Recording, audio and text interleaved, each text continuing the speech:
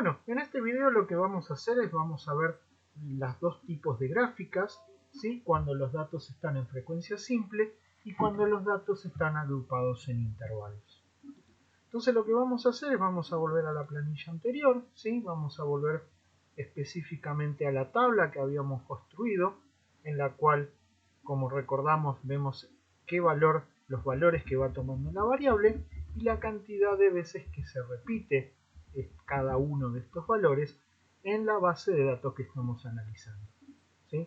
Entonces habíamos dicho que el gráfico, ¿sí? Acá lo que estamos haciendo en realidad es tratando a la variable como si fuera una variable discreta, ¿sí? Es decir, la variable toma valores 4 específicamente, toma números enteros, la variable discreta toma valores enteros únicamente, ¿sí? Por lo tanto entre 4 y 5 no existe ningún valor posible de la variable, ¿sí? Entonces, si consideráramos a esta variable como discreta, el gráfico que deberíamos hacer es el gráfico que ya hemos hecho anteriormente, ¿sí? Pero vamos a rehacerlo nuevamente para ver algunas características de este gráfico.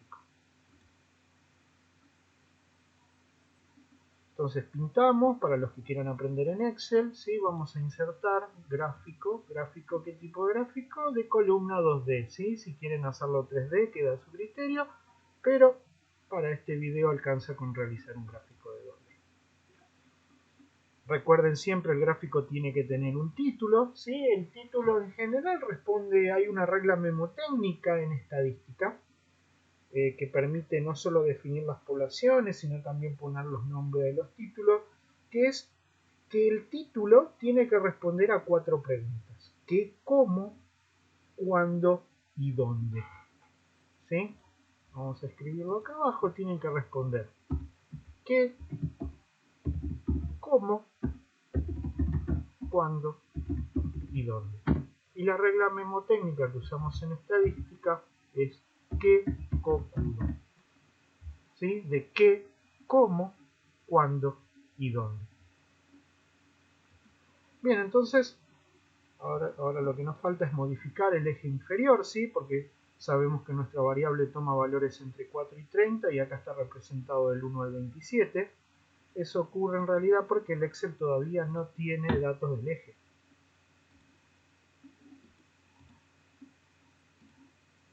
¿Sí? Entonces tenemos que editar las etiquetas del eje horizontal y cargarle justamente estos valores para que sean esos los que tomen la gráfica.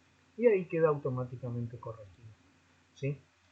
Bien, entonces dijimos que estamos suponiendo que tenemos una variable discreta que solo está tomando valores enteros de la variable, ¿sí? Por lo tanto, el gráfico adecuado para una variable discreta es lo que se denomina el gráfico de bastones, ¿sí? Esto es un típico gráfico de bastones. ¿Por qué bastones? El bastón es como si fuera una barra, pero un poco más angosta, nada más.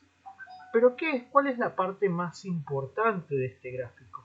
Fíjense que existe un espacio muy claro, existen espacios muy claros separando cada uno de los valores posibles de la variable, ¿sí? Estos espacios lo que nos permiten denotar es que justamente la variable es discreta y que entre el 4 y el 5 no existe ningún valor posible de la variable, ¿sí?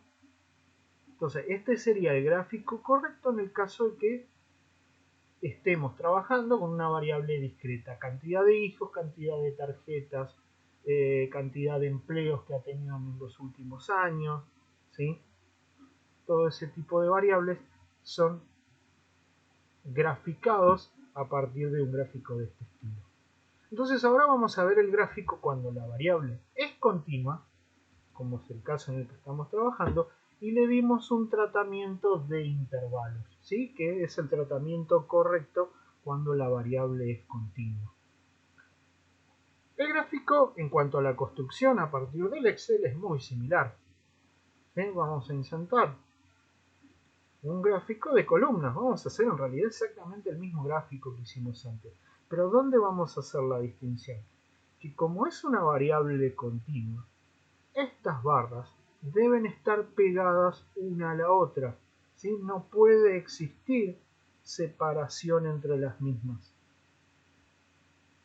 Entonces lo que hacemos, lo repito para los que estén interesados en Excel, hacemos clic dentro del gráfico, botón derecho,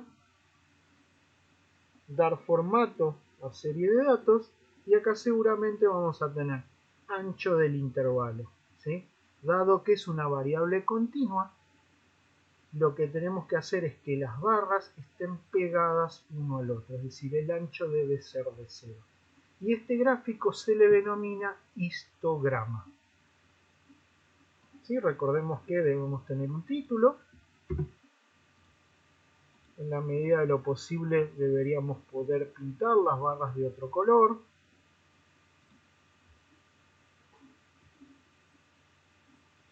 Vamos a pintar los bordes de color naranja, de ancho, ¿sí? Simplemente para darle algún formato más lindo y más claro al gráfico, ¿sí? Y acá lo que deberíamos poner, que es bastante dificultoso en Excel de hacer, por eso no lo voy a hacer, es este intervalo, ¿en qué valor arranca? Acá debería ir un 3, ¿sí?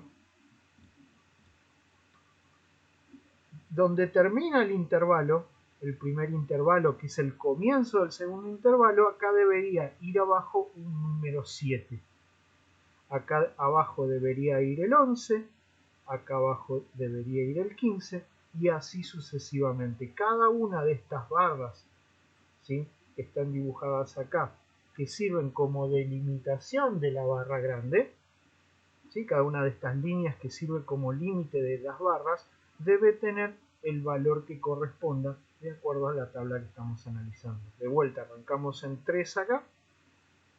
Este va a ser el límite superior del primer intervalo, que es también el límite inferior del segundo intervalo. Por lo tanto, acá ponemos el 7, el 11, el 15 y así sucesivamente, ¿sí?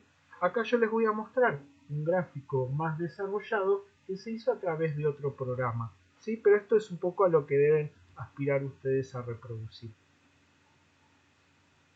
¿sí? Fíjense, tenemos como límite inferior 3, lo que les decía recién, 7, 11, 15, ¿sí?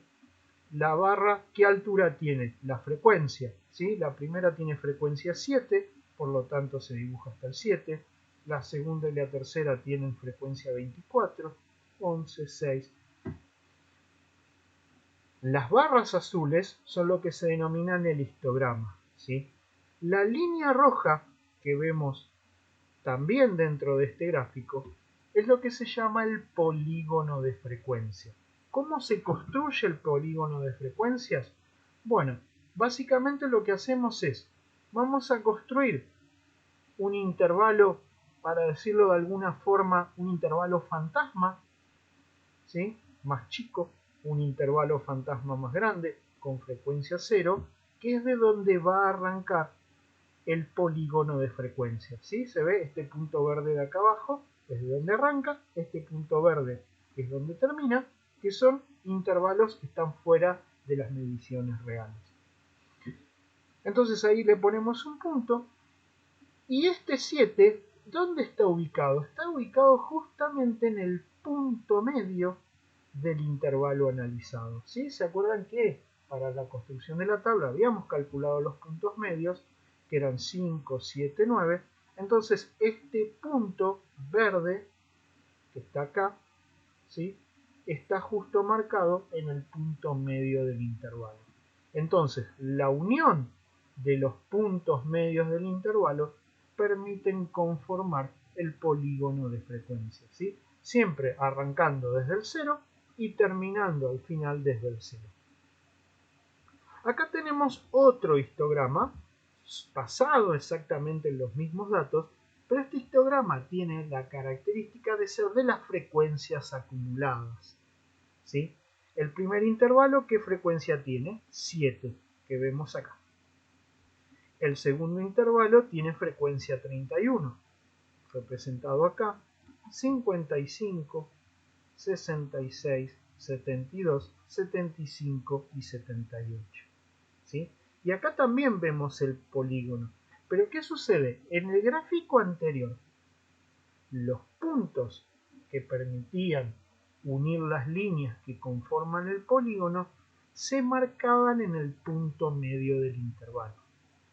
En este caso, como estamos hablando de frecuencias acumuladas, lo que decimos es, hasta el 7, ¿cuántas observaciones tenemos? 7 en total. Hasta el 11, ¿cuántas observaciones tenemos? 31. ¿Sí? Por lo tanto, los puntos que conforman este gráfico que se denomina ojiva, ¿sí? La unión de los puntos se denomina ojiva, se marcan en el final del intervalo. ¿Sí? Esa es la pequeña pero muy importante diferencia. Acá se marca en el punto medio porque está asociado exclusivamente a cada uno de los intervalos, y acá se marca en el final del intervalo justamente para representar que hasta ese punto tenemos determinada cantidad de observaciones. El gráfico se llama ojiva porque se parece mucho a la trayectoria de un misil, ¿sí? Ascendente y luego se aplana, entonces por eso es el nombre de ojiva. Bueno, entonces hasta acá hemos visto cómo construir el gráfico de una variable cuantitativa, ¿sí? A través de bastones separados siempre entre sí. Recordemos que la variable discreta es una variable que solamente toma valores enteros, por eso los bastones deben estar claramente separados entre sí. Y hemos visto cómo realizar el histograma y los polígonos de frecuencia, ¿sí? Histograma de frecuencia simple, histograma acumulado, polígono de frecuencias y ojiva para datos de una variable cuantitativa continua.